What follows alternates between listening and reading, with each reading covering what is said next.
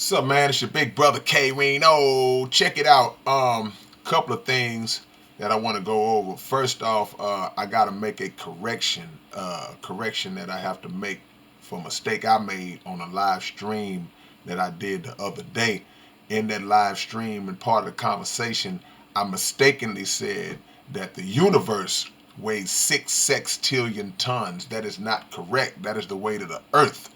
And I thank my brother Christopher X for correcting me on that because we don't want to say things that are not accurate and are not true when talking to people and dealing with people. So I apologize for that mistake I made, and I appreciate my brother Chris for pointing it out to me because I said it and it was wrong. So on another note, it's a lot going on with the so-called removal of Flavor Flav from Public Enemy. And anybody knows me, y'all know that I come from the old school 80s, 90s, and Public Enemy was one of those groups that were instrumental in planting the seeds of social consciousness and rappers like myself and others who tried to instill messages in their music. And people like Chuck D and Public Enemy and Boogie Down Productions and X Clan, and those were the groups that we really got a lot of our information and motivation from as it relates to black consciousness and social awareness and history, the real history, not the history that we was taught in school.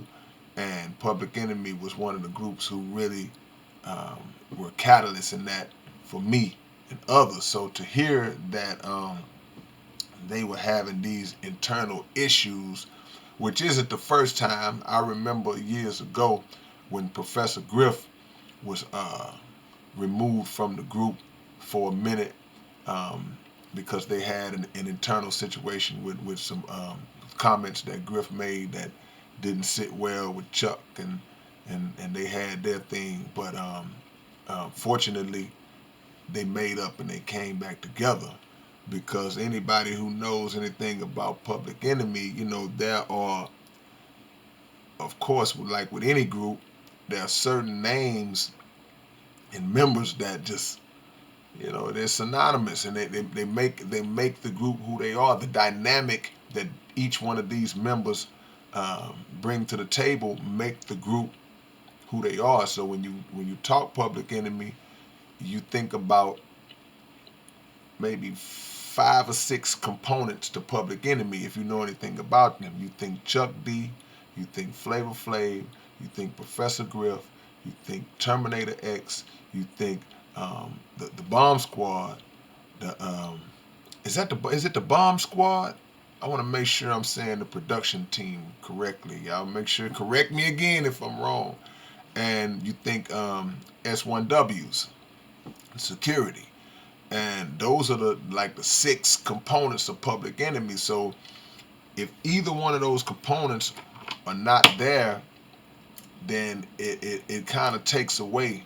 You wouldn't want to go to a you would go, but you wouldn't feel the same at a Public Enemy concert and Chuck is not there, of course. Or you go and Flav is not there. Or you look up and where's Griff?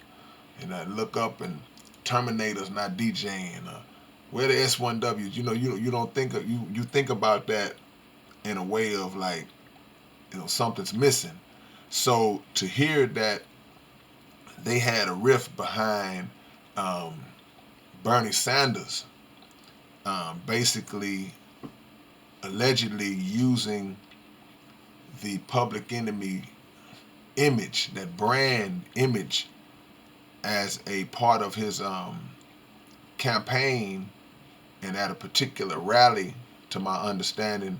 And a lot of people were upset about it because they were like, well, wait a minute, this ain't what Public Enemy stands for, and this is people's thinking. This ain't what we grew up hearing y'all say and hear y'all talk about.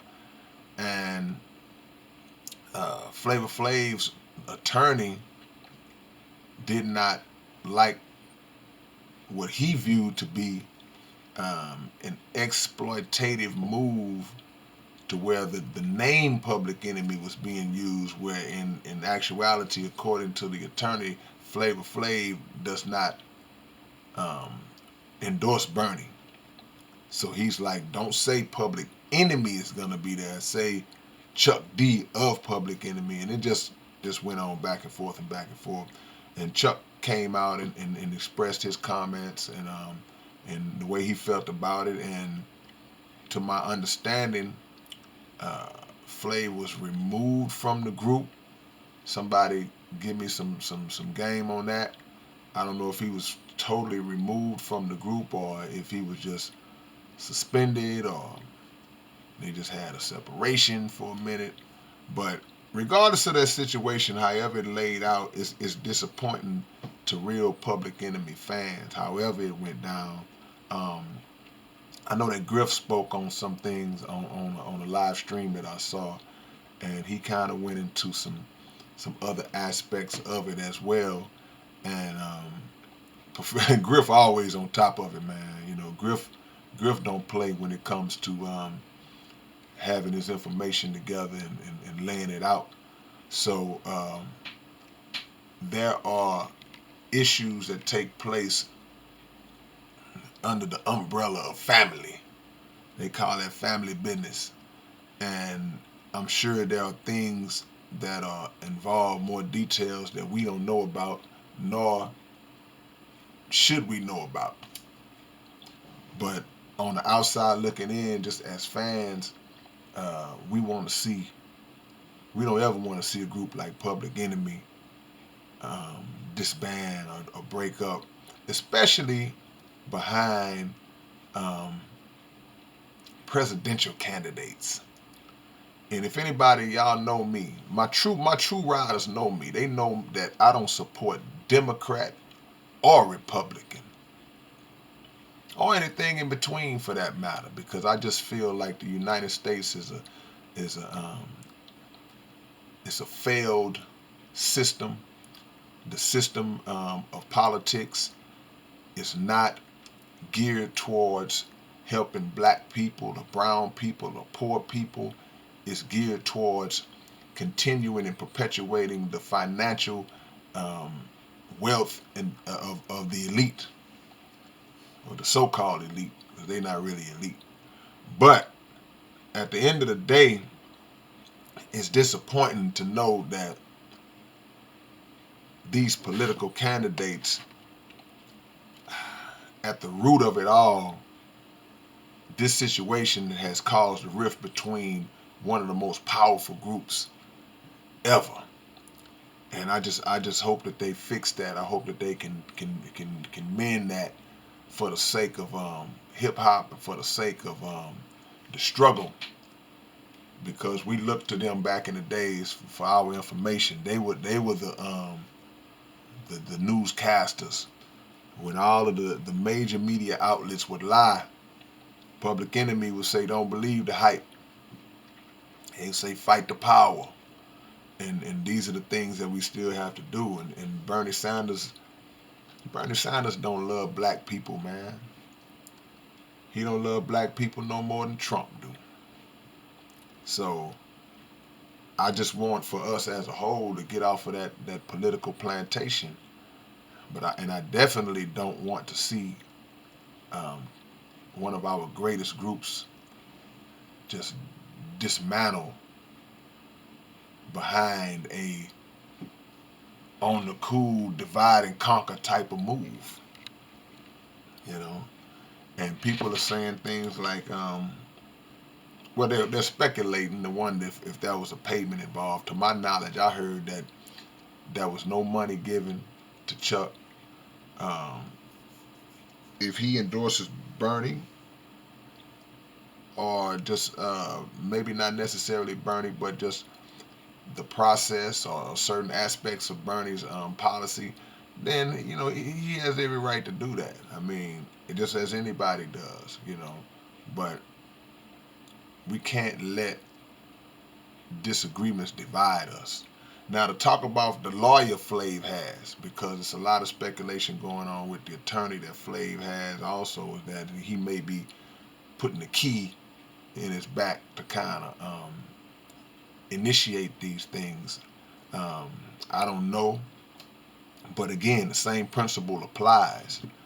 Um, if I've been cool with my brother for 30, 35, 40 years, I can't.